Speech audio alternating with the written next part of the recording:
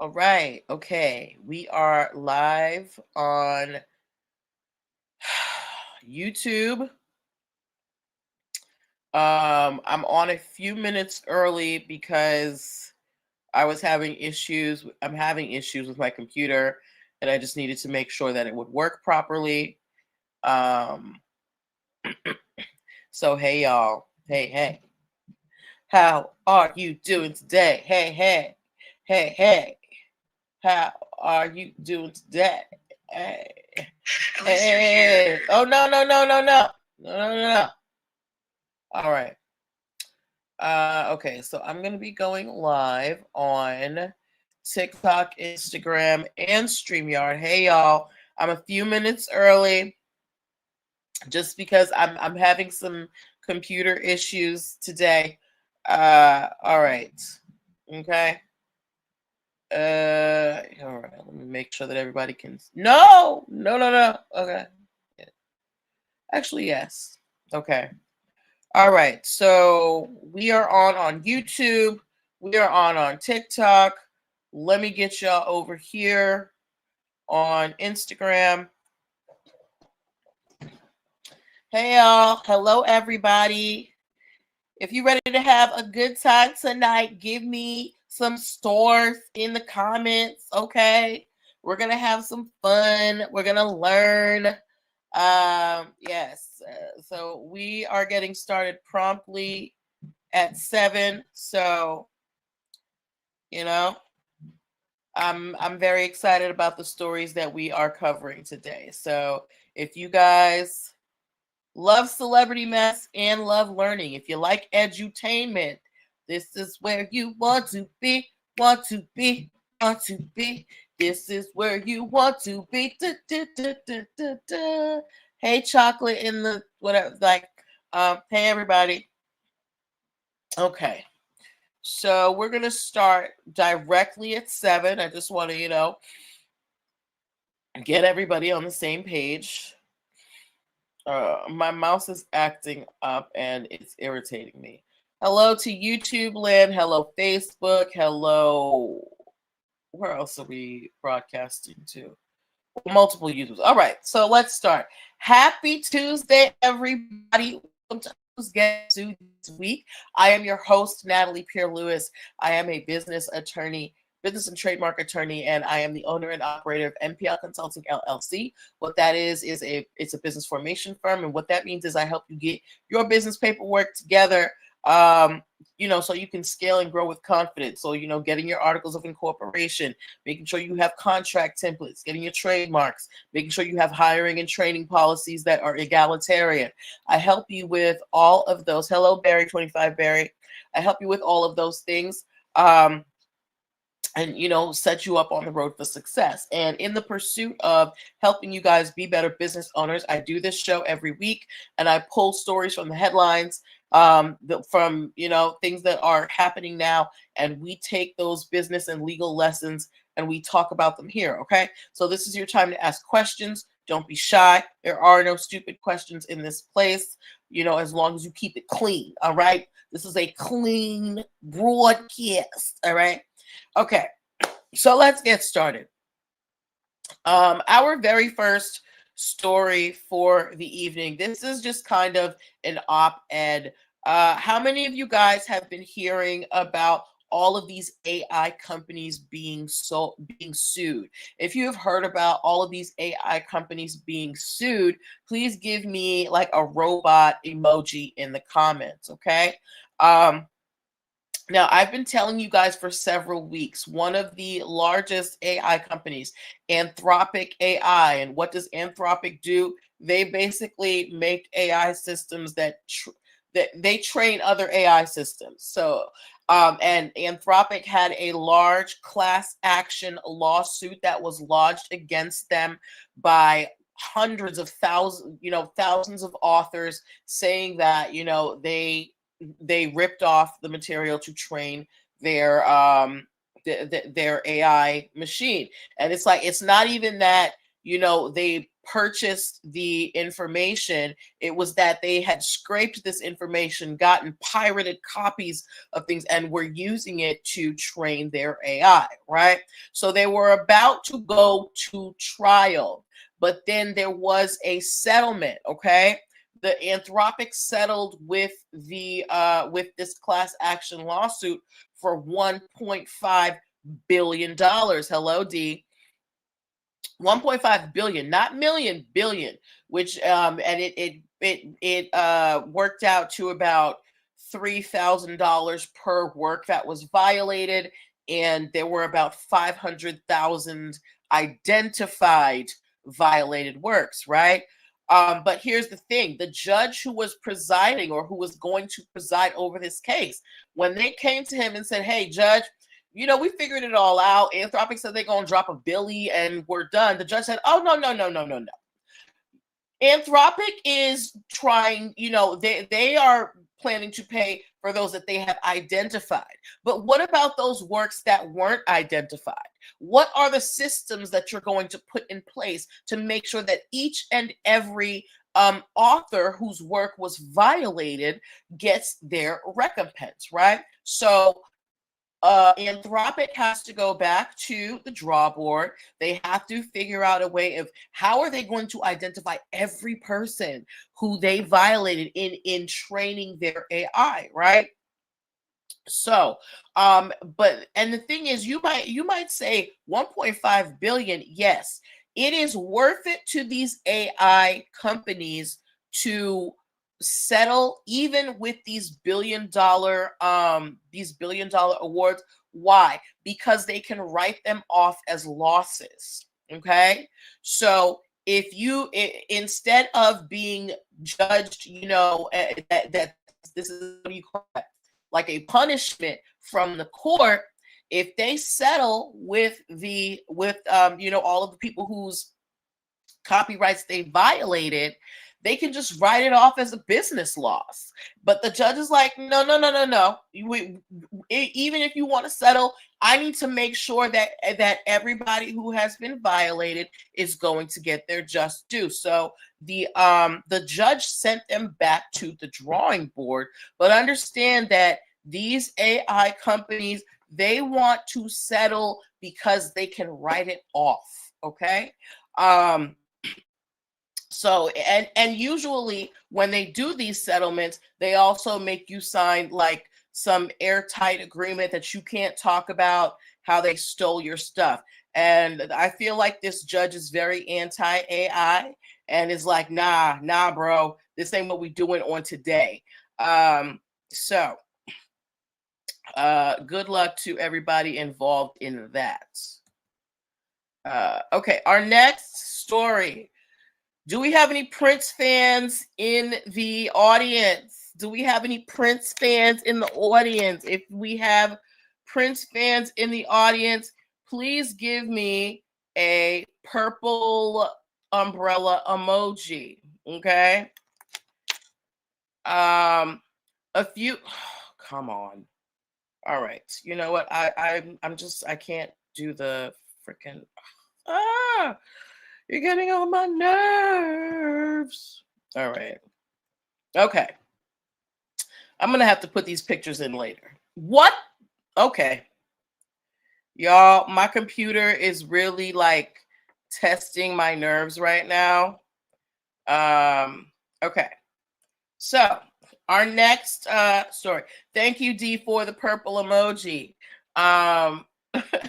Conjure, is that your substitute for the purple umbrella? Okay, all right. So a couple of weeks ago, I told you guys about Apollonia suing Prince's estate because Prince's estate was trying to trademark her name. And Apollonia, who we all know from the Purple Rain movie, she's been performing over the last few decades using that name, Apollonia, as her stage name, right? So she sued the estate. The estate said, hold on. If my computer would cooperate. Hello. Hold on. Oh God, oh God, oh God, oh God. Hold on, guys. Please bear with me. I'm having technical issues and it's taking me a bit of time to resolve them. Okay. Oh, come on. Oh, okay. All right. Okay. You know what?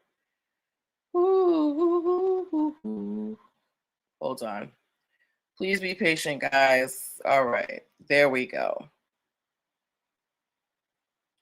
So, Apollonia sued Paisley Park for attempting to cancel her trademark. So it wasn't even just that, they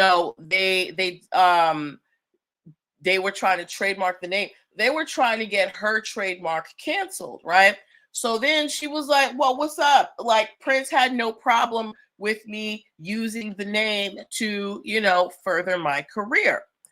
Now, the people from Paisley Park, which is his estate, they have responded and they said we never told her that she couldn't use the name. What did they say? Oh, come on. Come on. Are you freaking kidding me? Guys, please bear with me. And this is why sometimes paper is better than all of our gadgets and thingamabobs. Okay. Ugh. Can you just go? Okay.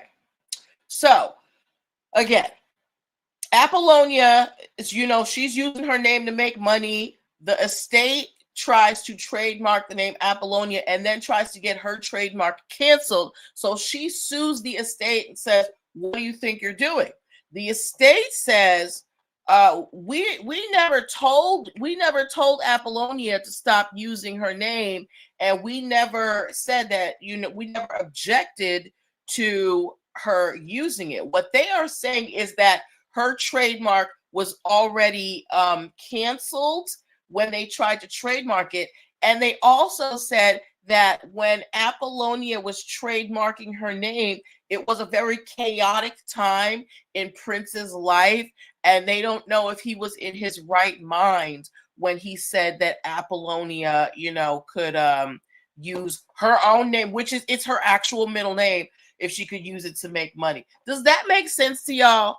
Does that make any sense to y'all? So they're basically saying that Apollonia, who he worked with so many years ago, that when she trademarked her name to go, make money on her own, that Prince, it was stuff going on in Prince's life and he couldn't really,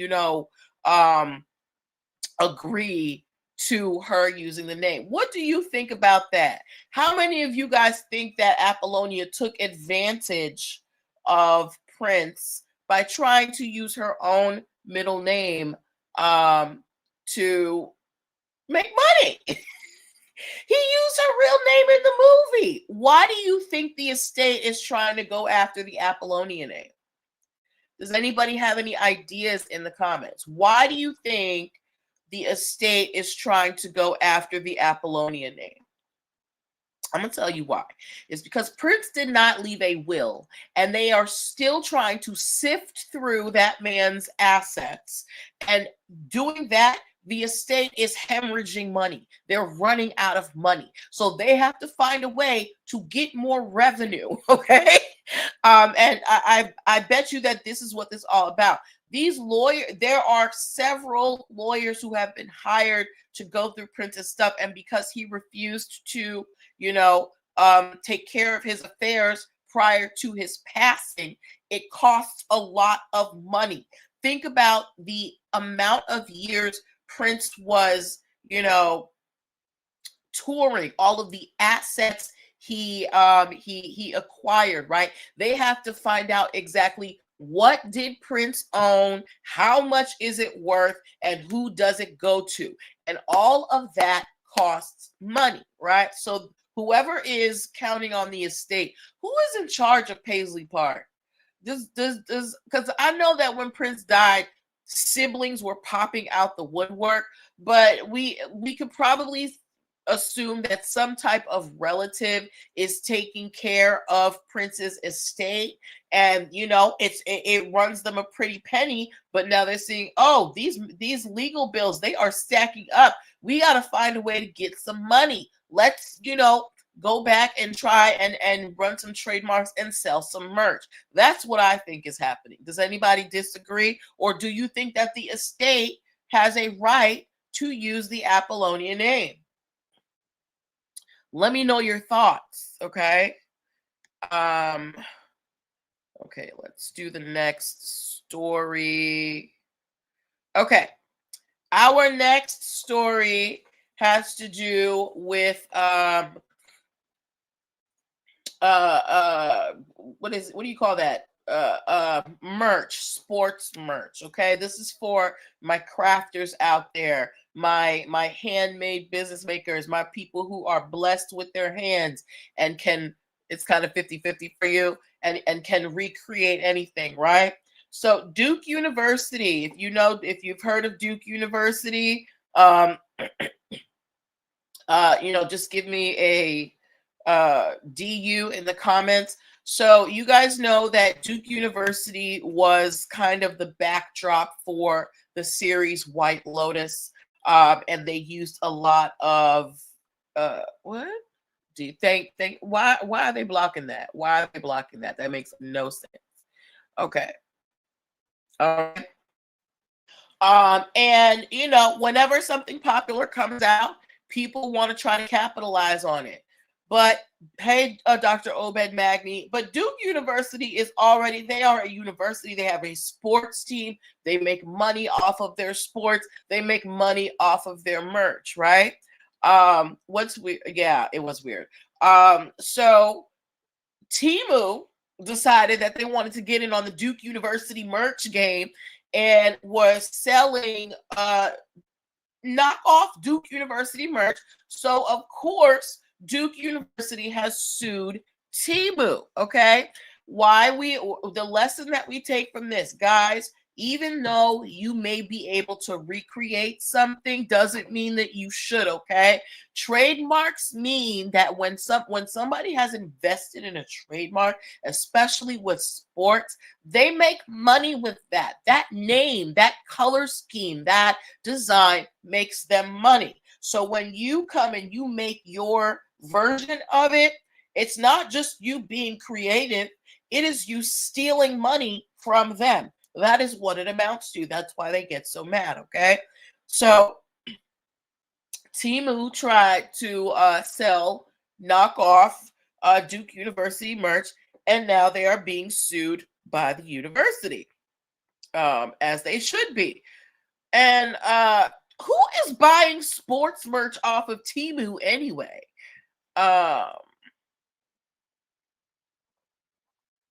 Who is buying sports merch off of Temu? That's what I want to know. And then because you have this fake merch going around, that can kind of dilute the value of the jerseys out there. So Duke University, they're saying it dilutes our brand. It misleads consumers, because what if somebody's on Temu and they're like, Duke University is selling their jerseys on Temu now? What happened? Did they lose their endowment? Right? And then if you buy it and it's of poor quality and you think it's a genuine Duke University jersey, although if you're buying a Duke University jersey off of Temu, I highly doubt that you think it is that it is a genuine a jersey, right? But either way, it dilutes the brand. So that's why my makers out here, you shouldn't be reproducing these trademarked trademarked designs and things like that. Okay, and then on the flip side for that, you guys, when you have your brands, you should be trademarking those as well, because the market, the barrier to business is very low. Anybody can jump on the screen, jump on with a social media account and, you know, a Cash App or a PayPal and say they're running a business or whatever, right? But for you to really claim your territory out in these business streets, having your trademark together is very important. Hello, I am Nia Love. Okay. Ooh. All right. Next story that we are talking about. How many of you guys know the producer Calvin Harris? If you know the producer Calvin Harris, he tell me the song, his hit song with Rihanna in the comments. If you know the hit producer Calvin Harris, tell me the name of his hit song with Rihanna. Okay? Now, Calvin Harris is a very famous producer, right? Has toured all over the world, is, you know, probably very, very rich.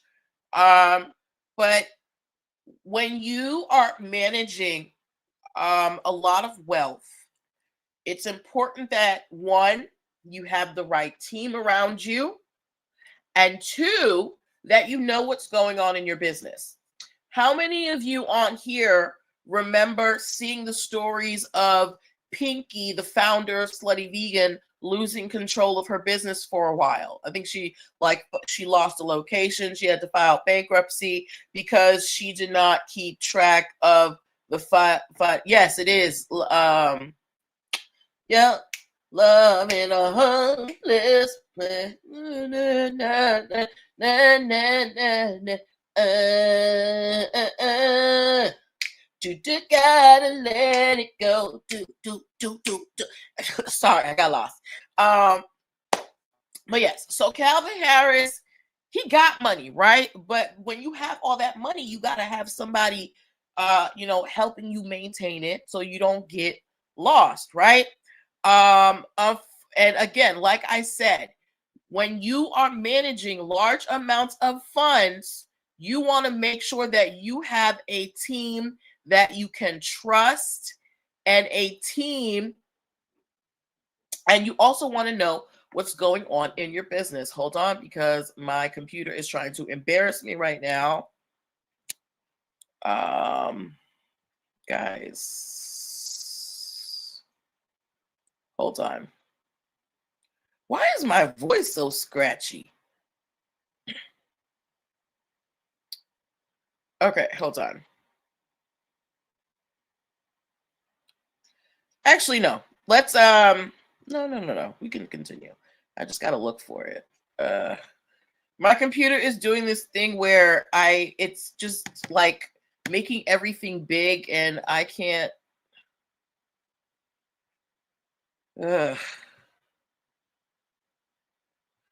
I need somebody to help me with my computer. Okay. So, like I said, Calvin Harris, big time producer, millions of dollars. Guess what? He is suing his financial advisor for $22.5 million. His financial advisor was able to swindle $22.5 million from him. Okay. Now, I don't know if Calvin Harris only had one person, but when you when you are in business, yes, you need to have the right team around you, but you need to make sure that you understand what's going on, so nobody can steal anything from under your nose. And that is what happened to Calvin Harris. So now he is trying to get relief from the court because the advisor took his $22.5 million and invested in some real estate thing, high rounding, right? So while, yes, as you grow, you're going to hire people to take care of your books and make sure the taxes are paid, but it is not something that you want to leave completely in someone else's hands. You want to go over your own books yourself, make sure nobody's stealing money from you, make sure nobody's cooking the books, so you don't get in trouble. Another issue. There was you guys have heard of that liquor Uncle Nearest. So the lady who owns the brand's Uncle Nearest, right? They had got a loan from a bank, and to secure the loan, they were supposed to have $100 million of $100 million worth of inventory on hand, right? Their accountant at the time said that they had it, provided all the paperwork. The owner of Uncle Nearest, the woman, she found out later that the accountant lied and that they didn't. So she fired the accountant. She reported it to the bank, but the bank is still trying to say that she defaulted on her loan. Okay. So again, this is why when you're getting into those millions, those high amounts, you probably want a team of advisors, because sometimes people, they get tempted. They're seeing all them zeros and they're like, let me just slip a couple in my pocket, okay? And because you count on these people being professional and having integrity, you don't think that they would do that to you because you're paying them. But people are greedy. So in your business, even if you delegate certain tasks to other entities, you still need to understand what's going on in that section. Okay. All right. Before we move on to our next stories, you're watching Who's Getting Sued This Week. I am your host, Natalie Pierre Lewis. This is where we learn business tips and legal concepts using pop culture and celebrity news. Okay. So make sure that you subscribe so you can watch every week. All right. Our next story. How many of y'all love The Simpsons? If you love The Simpsons, put Springfield in the comments. Don't do this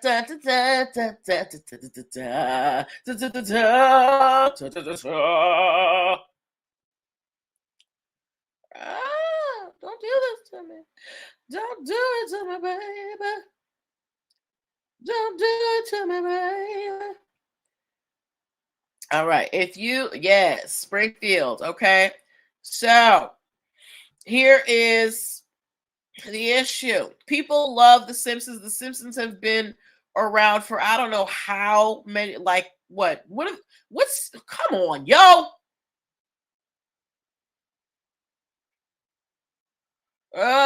Okay.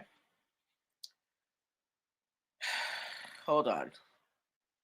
My computer is being dumb. Guys, come on. Okay. So basically, a bar in Philly, 30 plus years, a bar in Philly they held a pop-up shop that was themed, that was designed like Moe's Tavern from The Simpsons, right? So you could get, and you went in there, it looked like Moe's Tavern, and you could order drinks that were inspired by the cartoon. Here is the problem. All of those characters on The Simpsons are trademarked and copyrighted. Okay, so Fox went and knocked on the pop-up shop's door, said, hey girl, so that cute little pop-up shop that you were charging tickets for and making money, run us a coin. So here's how much they may have to pay. Okay. What's so congested? Hold on, guys.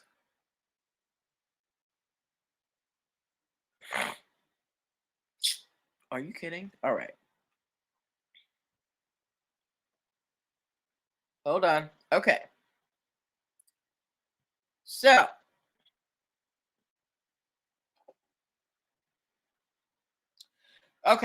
So they ran a pop-up shop based on Moe's Tavern. You could order Duff beer. And they had food items as well, right? So Fox, 20th Century Fox, sent them a cease and desist letter. In February, they did the pop up shop in shoot. I'm not sure when the pop up shop happened, but it happened. They got a cease and desist in February of 2024. And apparently they ignored it. So they continued to do pop-up events that were Springfield themed, Moe's Tavern. So Fox said, "Oh, really? You think we're not gonna get our money?"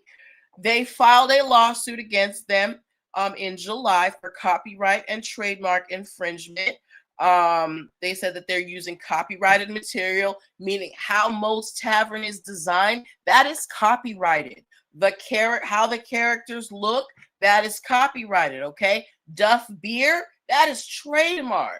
So all of that stuff within the Simpsons universe, it's protected. You can't just use it, right? So they sent them. So again, they sent the cease and desist. They paid them dust. They said, "Okay, you're not gonna pay attention to the cease and desist. Well, then we're gonna sue you." So now that they're suing them, come on, why, God, why are you gonna do this to me today?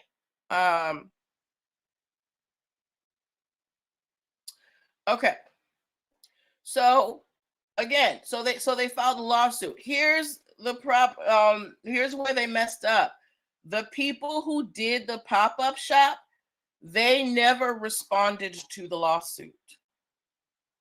They never responded. The court was like, "Hey girl, you got to come answer this," and they did not come to the door. They never showed up in court. So what do you think happens when you do not respond to a lawsuit?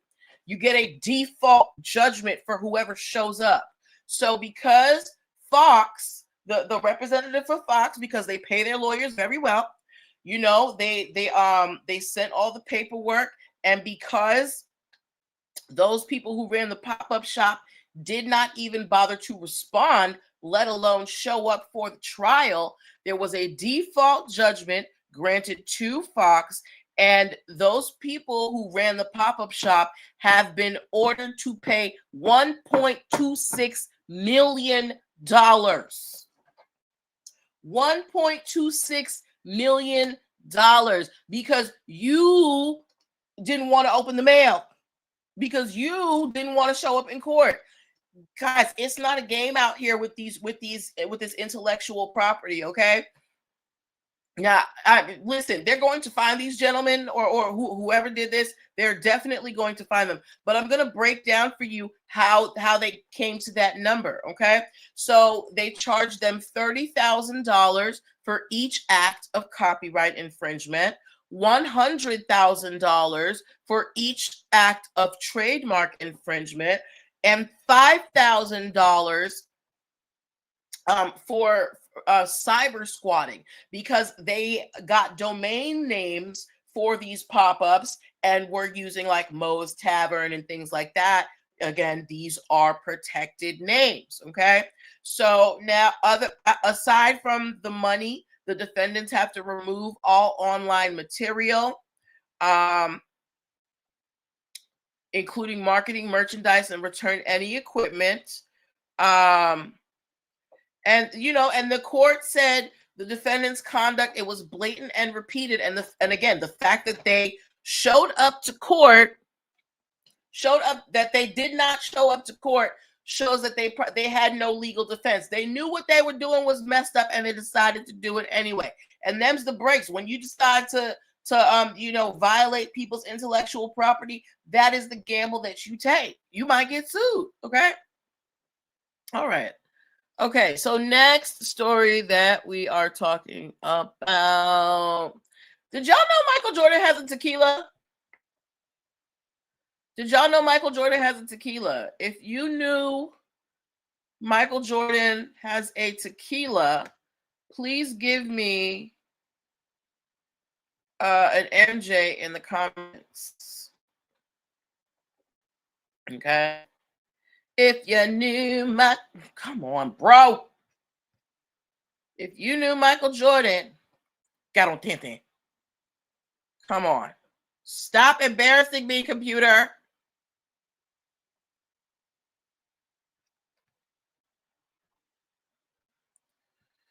Okay. Well, he does. And if I could get this thing to cooperate, come on, let's go. Thank you guys for being hanging in here with me with my what you call that? Here we go. Technical difficulties. Okay. So again, so Michael Jordan has a tequila company. It is called Cincoro Tequila. Cincoro. Has anybody heard of Cincoro Tequila? I've had his tequila a couple times. If you have anybody heard of Cincoro Tequila? Okay.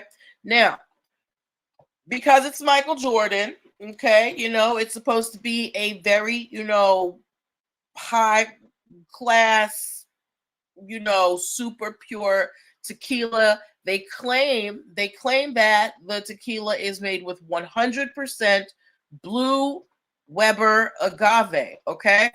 But when this consumer tested the tequila, they found other forms of ethanol, meaning other forms of alcohol in there that were derived from other sources like sugarcane. Okay. Now, consumers have been paying a premium price because they were told that this is a 100% pure blue Weber agave tequila. And now you telling me that you got, I don't know, Taka vodka in there in the bottle, and I'm paying however much for it.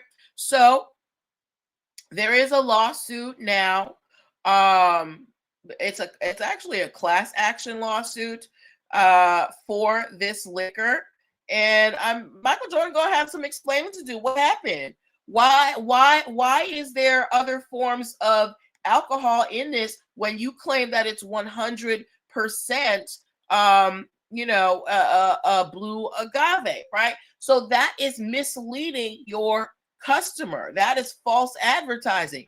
You told us that this was 100% blue Weber agave, and we're finding out that you got some cheap stuff in here. Okay, sugarcane, alcohol, Everclear, whatever you want to put in it. So a lot of tequila brands have been flagged for fraudulent ingredients. I remember around here, we have a shop around here. They're closed now, but it was TikTok Liquors, and they got busted big time because they were taking all the high-end liquor and they were changing it out the bottles with cheap liquor, but still charging you the high-end price. They are no longer in business. Okay. So yes, so there is a class action lawsuit against Cincoro Tequila, of which Michael Jordan is part owner, for false advertising. Okay, now think about that. Cincoro Tequila, it's supposed to be this high class tequila. The name is supposed to come, with class. It's supposed to be expensive, make you feel like you're rich. And then I'm finding out that it's some cheap liquor in this. I could have got this down at ABC Liquors for $23.99. So yes. Now the liquor brand, they are denying all of the allegations. They're saying that it's you remember TikTok? Yes. They say that it's 100% agave.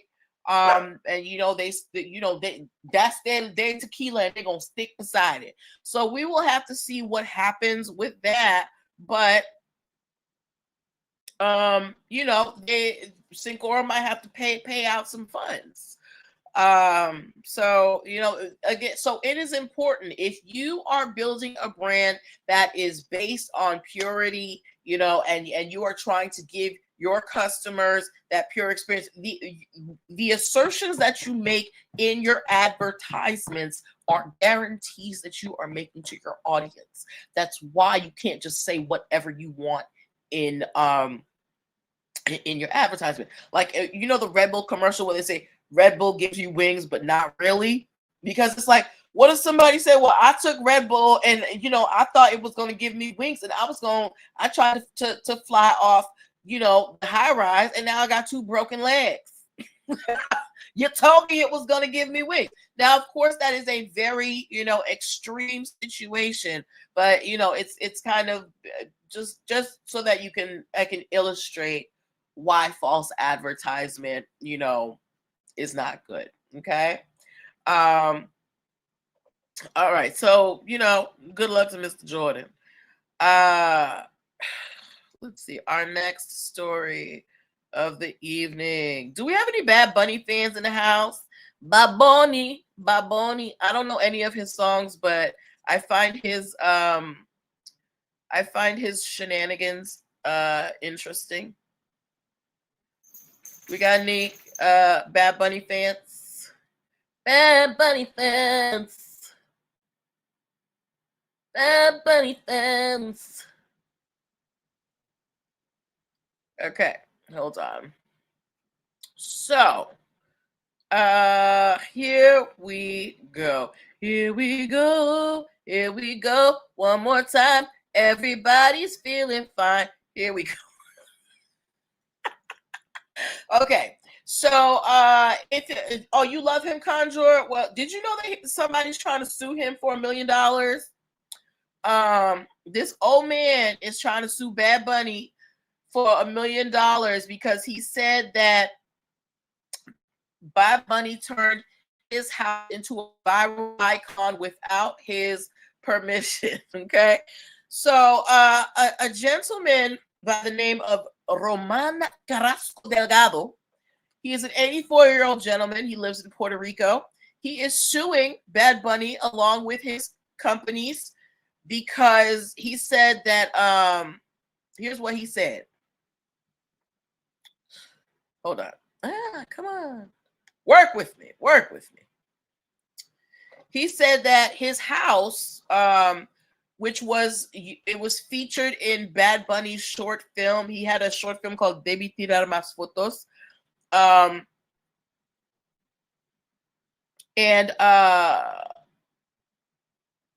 Okay. So there was a house that was featured in Bad Bunny's short film. Yes, right? And because he liked the house so much, he replicated the house for his tour. So now the house has become kind of this viral sensation, but now the owner of the house is suing Bad Bunny because he's saying that, this is what he said. He said that he has been caused emotional distress caused by loss of privacy, daily traffic of visitors and tourists, and negative attention from social media. So basically, people keep showing up at his house, and he don't like it. And then he said he did not understand the contracts that he signed because they were delivered digitally without his full understanding. So he said he did not read. He could not read. He couldn't read the contracts, and he signed, without knowing what he was signing. You're 84, sir. And then he was saying that, he only got $5,200, and the video has over 22 million views. And then Bad Bunny went and made a replica of the house, and now people are, and he's doing that against my permission. So now he wants $1 million from Bad Bunny. He's saying that he was not given consent for all of this, and that, because he cannot read or write, that he was not properly educated on what was going to happen. What they did, all they did was they just had his house in the short film. They didn't go in, they didn't say, oh, this is who owns it. They just showed it, and then they made a copy for the tour. So now he wants $1 million. So do y'all think he really is feeling emotional distress, or is he just feeling kind of salty because he's like, Bad Bunny got mad money and all I got was $5,200? What do you think is the motivation behind this? Because, sir, I don't believe that you're 84 here. You don't know how to read or write, but you were able to sign multiple contracts and you were fine with the $5,200. But now that you realize who Bad Bunny is, you suing for $1 million, sir. Anyway, I hope Bad Bunny wins. Because what is this? Sir, you do not have, like, granted, there are limits to, how people can film your properties, but you cannot prevent somebody from making art. Like, get over yourself. But good luck to everybody involved. What time is it? 7:43? Have we gone over everything? Okay. We've gone over Bad Bunny. We did Duke University. We did The Simpsons. We did Anthropic. We did Michael Jordan. Hi, Simply Extraordinary. We did Apollonia. Am I missing anybody? Hold on. Oh, yeah. Okay, so the last story that we are talking about. So basically, how many my people who do AI out here, how many of you guys use Midjourney? If you use Midjourney, please give me an M in the comments, okay? Now, so as you know, Midjourney has been sued by a lot of Hollywood houses because they basically are replicating everything that has come into, when you're trying to do something in Midjourney, they're using characters that are trademarked or copyrighted and things like that, right? Well, the same thing is happening in China. There is a Chinese app called Minimax that basically does the same thing. So Walt Disney, Universal Pictures, Warner Brothers Discovery, they are suing this Chinese version of Midjourney for cloning your favorite characters, okay? But some people don't have digression, so the gringos could be doing the most. Oh, you talking about Bad Bunny? I don't know, girl. I just feel like if you sign a contract at 84 to use your house, you know what you're doing. I'm gonna assume that you are of sound mind until you give me, indication that you are not. Anyway, so the Hollywood houses are suing this Chinese version of Midjourney. You guys, this AI thing, it's not stopping, okay? You guys need to be very, very careful about the programs that you are using, about the bases that you are using to create using AI. You want to be as original as possible because you do not want to be caught up in a situation where, maybe some program that you're using gets shut down because they're violating intellectual property. So I would really advise you guys to be as original as possible, okay? Yes, you may have the gift of replication, but it's always best to be original, okay? So those were all the stories that I wanted to share with you. We still have a few minutes. If you guys have any questions that you want to ask me about business, about trademarks, about copyrights, about any of the stories that we covered tonight, now is your time to do so. I can do so for about 10 minutes. And then I got to hit the road because your girl's got appointments. But yes, do we have any questions on anything that we talked about tonight, or even just a general question that you have about business? Let me know. I can bring you up here, or you can just type it in the comments. Okay.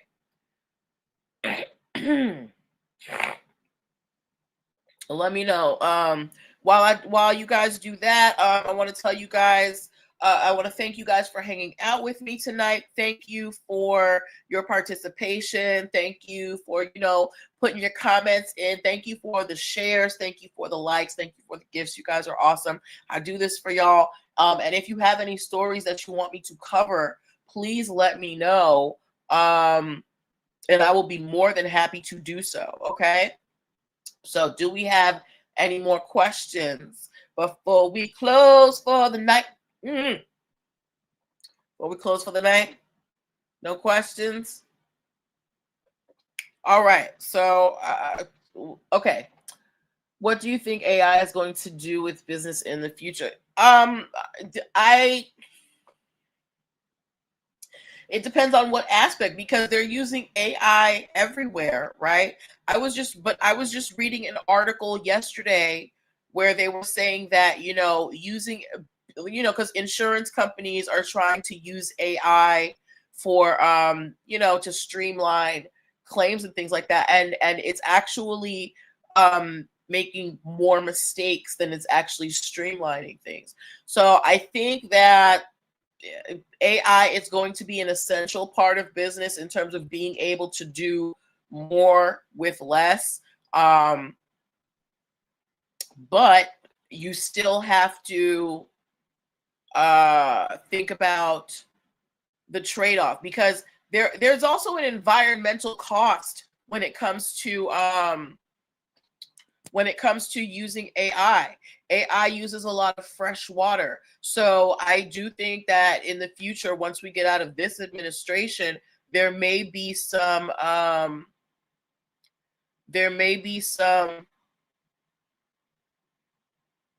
you watched. Hey, I'm glad, Ricky Wong, thank you. There may be some environmental pullbacks because of how it's affecting the environment, okay? But we can't know how it's going to affect business, because if it's going to affect business laws, the courts are they're not proactive.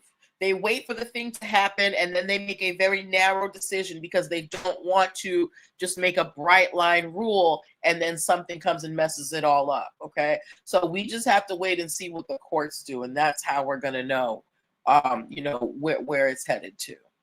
All right, so if we don't have any more questions, your girl is going to sign off for the night.